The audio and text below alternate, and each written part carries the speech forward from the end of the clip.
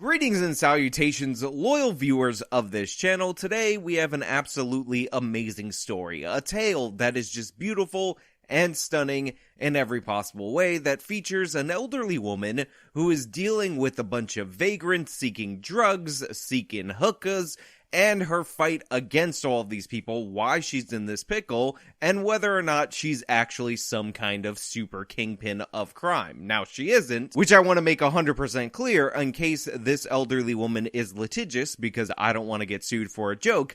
However, it is quite funny to imagine, and she is at the center of this story, that she is in fact a crime kingpin.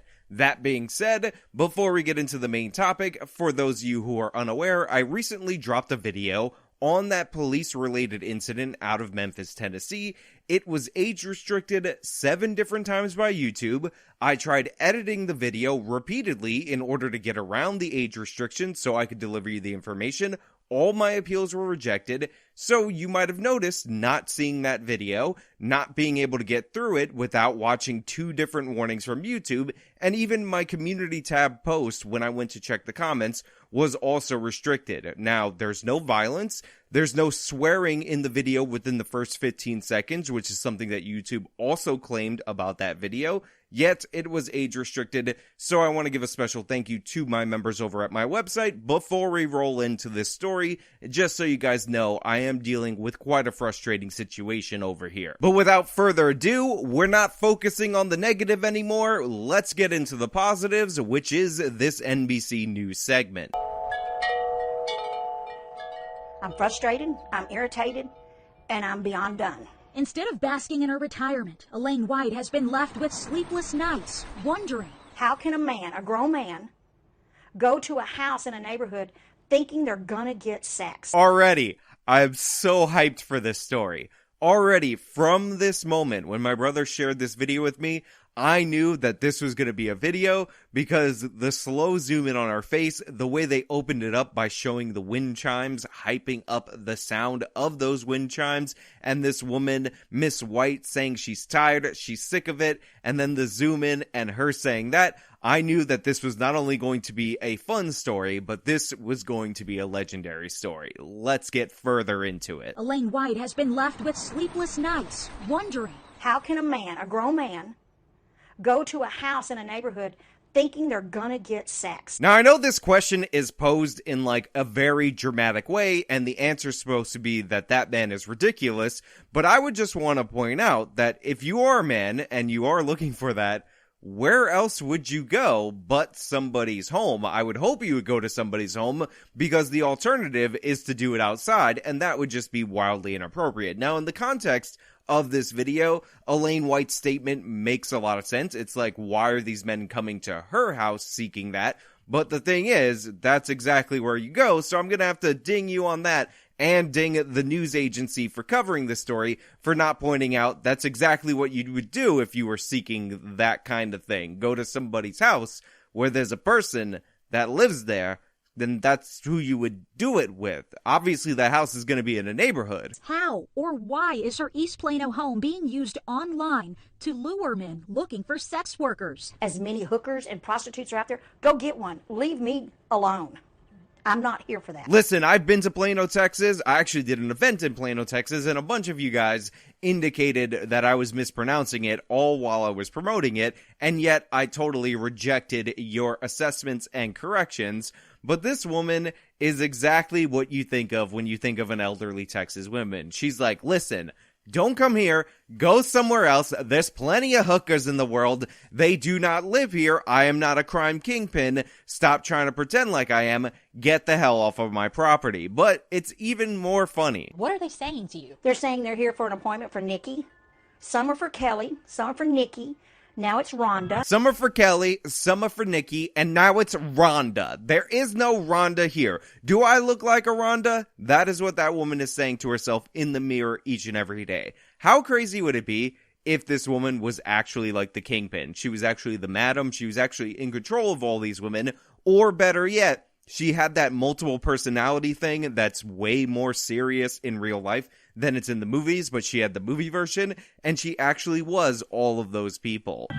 Since last year, White says around 25 men have come to her door at all hours, young and old, all ethnicities, locals, and from as far away as Laredo, pressing her Ring doorbell. So I love the way that this news segment frames all of these men showing up to this poor woman's house as like a cross-section of America. Men from all across the state, young and old, all demographics, are all showing up to her home looking for some action. And by the way, I just want to ask this question to those of you out there in the audience, because I absolutely never ring anybody's doorbell, absolutely ever. Since the advent of cell phones, the thing that I do when I show up to your place is I shoot you a text or I give you a call so that you could come out. But do people still actually ring doorbells in non-professional settings? Like the UPS guy will ring my doorbell, the postman will ring my doorbell, the FedEx man will dump my stuff in the trash can and pretend like he hid it behind my place, but he'll also ring my doorbell. But I don't ring doorbells, and no normal people do that, so this is obviously a red flag. Excuse me? She's confronting some of Am I them. supposed to meet someone here or no? This is the wrong place. Which name? Rhonda? For drugs or sex? Second one? Look, I don't know how you guys out there in the audience want to judge these men who actually may have been scammed financially. They might have paid for these services prior to showing up to the place based on the ads that they saw online. I don't know if you're in favor of them or against them, but this guy has no assessment of the situation that he finds himself in, so I feel a little bit bad because clearly he was an easy mark for a scam.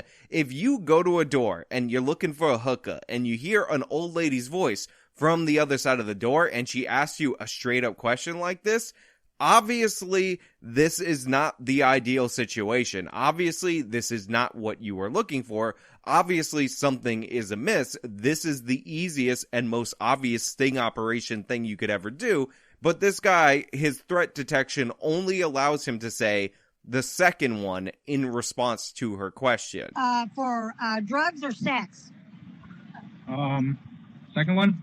He doesn't try to deflect. He doesn't try to use code words or anything like that. He just says the second one. That's what I'm looking for. Are you Rhonda, old lady that definitely has a voice that does not match the pictures as portrayed? Also, if you're just looking for a little bit of hookah, then you should be put off by the fact that the person is saying, are you here for drugs or for the hookah? Obviously, this does not align.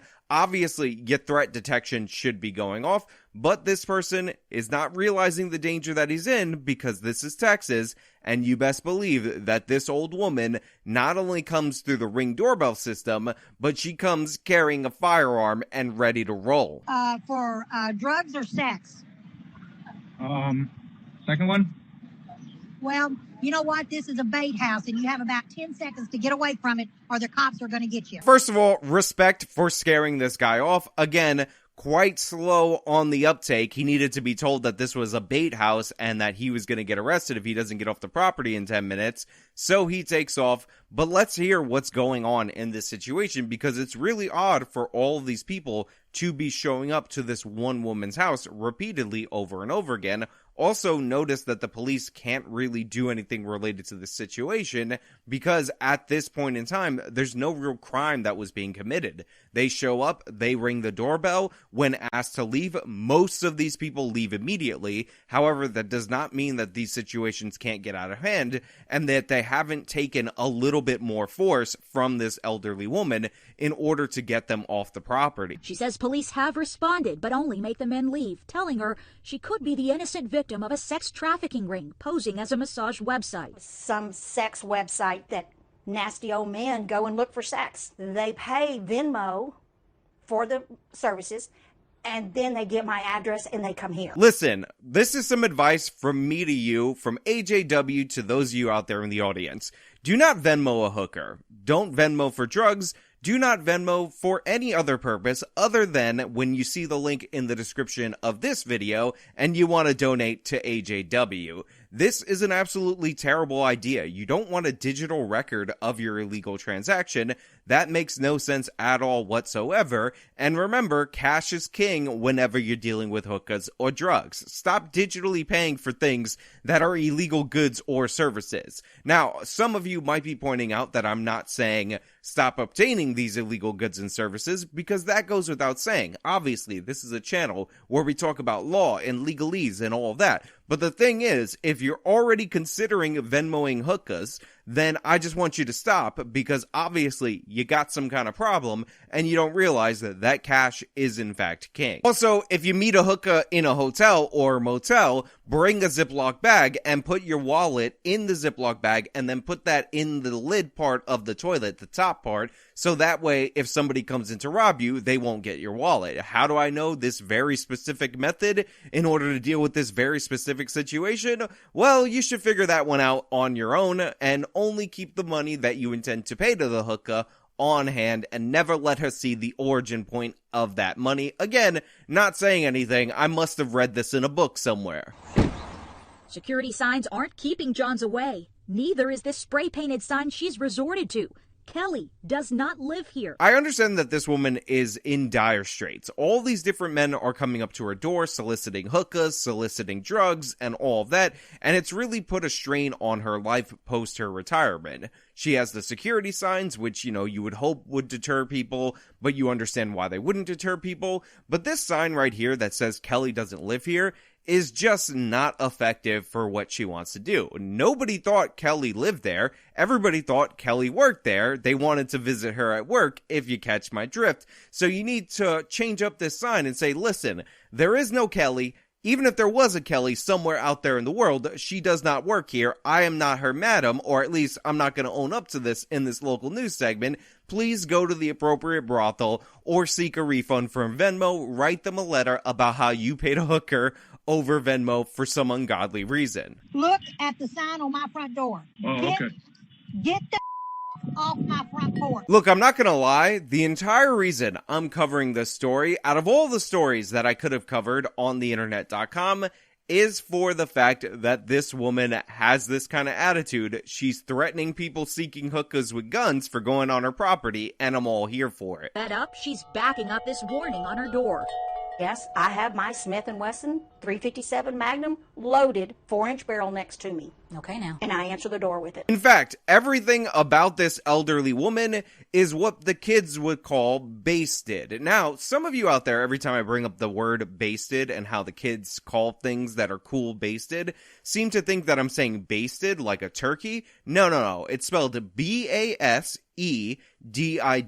Basted. That's how the kids are saying it. Trust me, I am hyped up with the slang. This is totally not sarcasm. I really appreciate all you people who left me comments trying to correct me, because I know you meant well, and I know you totally weren't going off and not understanding what sarcasm was. Yes, I have my Smith & Wesson 357 Magnum loaded 4-inch barrel next to me. Okay now. And I answer the door with it. That woman just terrified the news reporter that was there. You heard her voice after she said, yes, I got my Smith & Wesson loaded 4-inch barrel right next to me. The lady was like, okay now. She was terrified. Okay now. Because she knows this woman does not mess around. And by the way, I don't know why, and I wish this definitely did exist, and if it doesn't, the next time one of these gents shows up to her place, she needs to say this, that Rhonda or Kelly aren't here, but guess who is here? My good friends Smith & Wesson. Get off my property. Look, this is an absolutely crazy story. You have a situation where people are being scammed out of money financially. They're being directed to this elderly woman's residence specifically, and I know they're saying it might just be this online scam and they picked an address at random, but the fact that they keep using this address consistently makes me think that there's the potential that there's some kind of targeting of this elderly woman. Maybe there's a bunch of kids running a catfishing scam, collecting the money, and sending those people to that elderly woman's house. But this is actually deadly serious, because not only is this woman armed, and not only is she ready to defend herself, but when you scam people out of money that think they're getting drugs, so they might be addicts, or think they're going to have this encounter with this obviously attracted woman as presented to them on the internet, that leads to anger. That anger can be taken out in a bunch of irrational ways. We've covered stories where people have gotten scammed mildly and they've just targeted the closest person near them with aggressive physical violence. And I don't want to see this elderly woman get hurt. I don't want to see the people who show up get shot due to what's going on, and you're just creating a recipe for disaster. They're showing up at all hours of the night, to this elderly woman's home. She has every right to be terrified, and we can end up in a situation where she shoots somebody, they get hurt, or she gets attacked and she gets hurt, or somebody gets killed, or something like that, and that is just not acceptable. That's not a good outcome. So while it is funny to talk about this woman as a potential kingpin in a joking way, please don't sue me, elderly lady, or talking about her going full Clint Eastwood, saying, I got my friends Smith and Wesson. We're not just gonna let you walk out of here. Who's we, sucker? Smith and Wesson and me. Yes, I have my Smith & Wesson 357 Magnum loaded 4-inch barrel next to me. In reality, this is a very dangerous situation. At the time that they did this story, they said about 25 different men showed up. These are 25 different men that are engaging in criminal activity that just felt like that they got scammed. And as that number goes up, the chances of one of these dudes being unhinged, unstable, by the way, people often target hookers for violence, so maybe they prepared for some kind of violence against Rhonda or Kelly or whoever, then this going south get exponentially higher. This woman is in fact in danger. And while she's cool as hell, and while she's given us this no-nonsense approach, in reality, the police gotta do something about this. They have to start investigating. They have to shut down whatever website this is being conducted on so that we don't see this situation repeat. And to whoever's being held responsible, I think some serious criminal charges need to be put down. Because to me, when you do this over and over and over again, this gets right up there with swatting. Even if the intent isn't the same, when it happens so many times, the chances of violence occurring go up, as I said, exponentially. But hey, those are just my thoughts. Let me know what you guys think about this crazy story. Is it just fun in every possible way? Is it serious? Or is it some combination of the two? Also, do you think this woman is actually the kingpin of all crime in Plano, Texas? Let me know if that's your opinion down in the comments below. Again, don't sue me. I'm just joking. It's just for the comments down below. If you like this video, show me by leaving a like, subscribe for more content, follow me on all my social medias, support me via the support links in the description box of this video. This has been me talking about a hilarious local news story, which is, I guess, 50% of what I do. Till next time.